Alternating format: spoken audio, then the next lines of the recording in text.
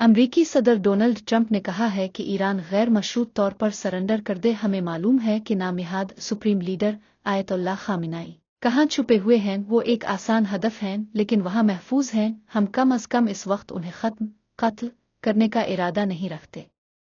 अपने truth social media पर एक पैगाम में सदर ट्रंप ने कहा कि लेकिन हम ये भी नहीं चाहते कि मिसाइल आम शहरियों या अमरीकी फौजियों पर दागे जाएं। हमारा सब्र खत्म होता जा रहा है। इस मामले पर तवज्जो देने का शुक्रिया।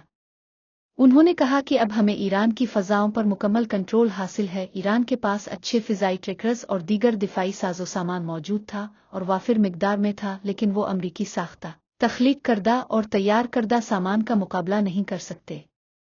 उन्होंने कहा कि कोई भी मुल्क अच्छे पुराने अमरीका से बेहतर नहीं जंगी सामान तैयार नहीं कर सकता। वाज़ेह रहे कि अमरीकी सदर ने इससे कबल अपने आला मुशीर की इंटेलिजेंस रिपोर्ट को मुस्तरद करते हुए कहा था कि ईरान एटम बम बनाने के बहुत करीब था।